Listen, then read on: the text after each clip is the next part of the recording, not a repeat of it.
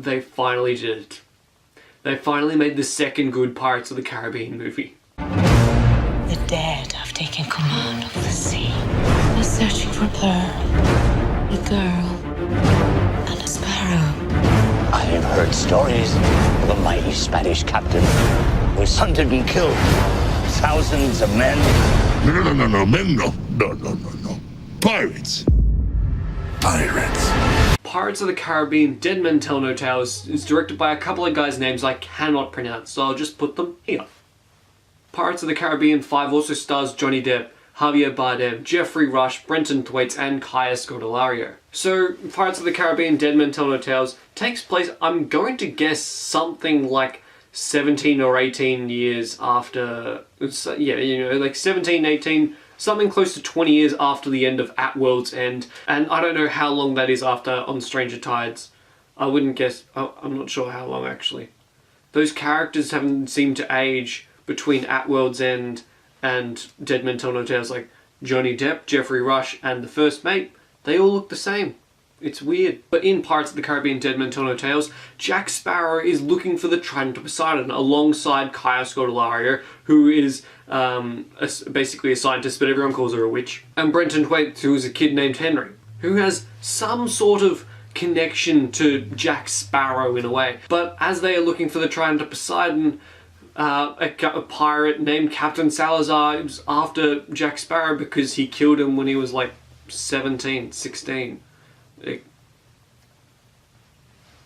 So we're just after some sort of fun pirate chase movie, and I'll be honest, going into this, expectations not that high. Trailers looked pretty exciting, and the movie was super fun.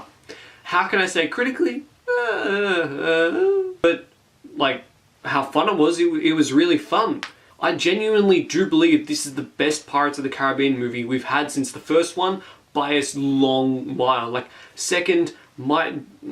actually, I don't know what the third movie would be, because all of them just feel... all the other three feel overlong and bloated and super boring. But talking about Dead Men Tell No Tales, the acting from everyone is actually pretty good. Johnny Depp, he's doing Jack Sparrow once again. He was nominated for an Oscar for this role. He won't be nominated again, but he's fine in this. He's fine. He's at home doing Johnny Depp, Jack Sparrow once again. Brenton Thwaites as Henry is surprisingly good. I mean, I haven't really seen him in that many good things. I mean, he was in The Giver. I heard that's not that good. He was in Gods of Egypt. That was pretty terrible. And I haven't really seen him in anything else. I mean, he's been sort of that Australian young actor that I've been like, oh, Brenton Thwaites in this, isn't this?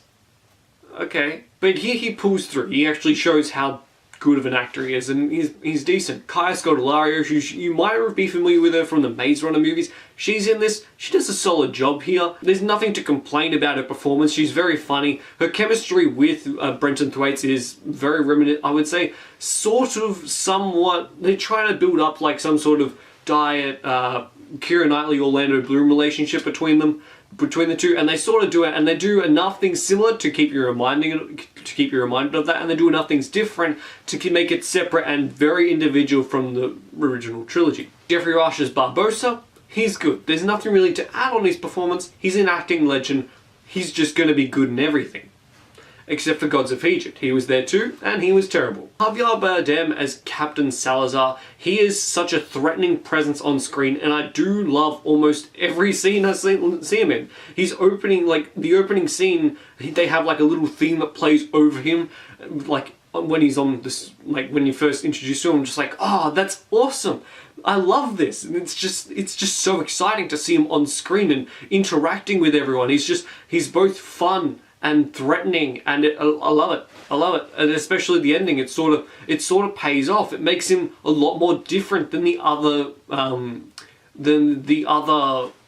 pirate villains. I mean, you had Jeffrey Rush in the first one. You had Bill Nighy in the second and third one. You had Ian McShane in the fourth one. And now you have Javier Bardem. They're getting also really good actors to be the villains. I mean, they're doing a good job casting their villains. The CGI across the board is spectacular. It is so visually stunning. There are several scenes including the water and like waves, and they do watery effects, and that's awesome. There's many light effects, that's pretty cool, and the ghost pirates are mind-blowingly great. We're talking half their faces disappeared, and I'm just like, how do you do that?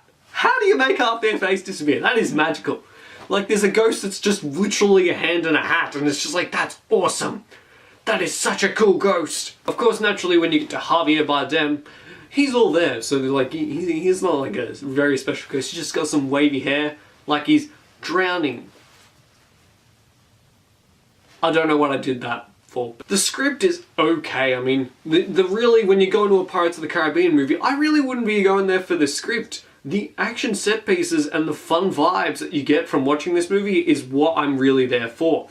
There's an opening scene, like the opening scene with Jack Sparrow in it is an especially fun scene and probably one of my favourite parts of the movie. It's like the ultimate heist job. Several problems I have with Pirates of the Caribbean Dead Men Tell No Tales is that mostly with the script and how they set up characters, the characters that are set up, they really like how everyone's complaining, oh, stop making like these spin-off movies about characters we already know, like you're just making the universe smaller. That's pretty much the Pirates of the Caribbean movies. I mean, they did in the fourth one try to introduce new characters, and here they introduce new characters, but they all have some convenient relationship to the original trilogy and why they're there. They're not that individual. They're not like Sam Claflin in the fourth one. They're not like the priest in the fourth one where they're just there. Like a newly introduced character, they're like someone who's got a bit of a backstory, and then you introduce them. I also think that the pacing in this movie rushes and slows at the same time. Like, it takes a solid 45 minutes for the real plot to start going, where they're like looking for the Trident of Poseidon, because the first 45 minutes, it's a lot of getting people together and like trying to say, hey, we're going for the Trident of Poseidon. There's just a lot of talking in those first 45 minutes about the Trident of Poseidon, not a lot of doing. So there were times in the movie when I was sort of a little bit bored, only for like a scene or two when I'm just like, alright, you slowed down, let's pick it up a bit, let's get to another chase sequence, let's bring back some Javier Bardem. He was fun. Pirates of the Caribbean Dead Men Tell No Tales is refreshing in the pirate sense that it comes back to being good. And it's like the fifth movie in the franchise. Hey, it's a good one. That's a relief. Just a relief. And I'm really kind of hoping that this is the last one, mostly because I feel like it's it wraps up so many loose ends that it feels quite complete, except for that time in the fourth one where the mermaid and the priest sort of swam off into nowhere and we never saw them again. I want to know what happened there. That was confusing. Pirates of the Caribbean Dead Men Tell No Tales, I'll say Platypus approves. But you know one thing that you really need to know about this movie? Ghost sharks. Ghost sharks are awesome. So cool. Would love to see Jaws ghost sharks. Sharks are just awesome. Have you seen Pirates of the Caribbean Dead Men Tell No Tales? Well, what did you think of it? What's your favourite Pirates of the Caribbean movie? Let me know in the comments down below. Like the video if you enjoyed it, and subscribe and comment on the Platypus. I'll see you guys next time. Bye. Oh wow, you made it to the end of the video. Good job. Click that subscribe button over there for more good content, or click one of these two videos down below, which is probably one of my most recent ones, probably. I mean, you know, just click either one of them. Either one's really good enough.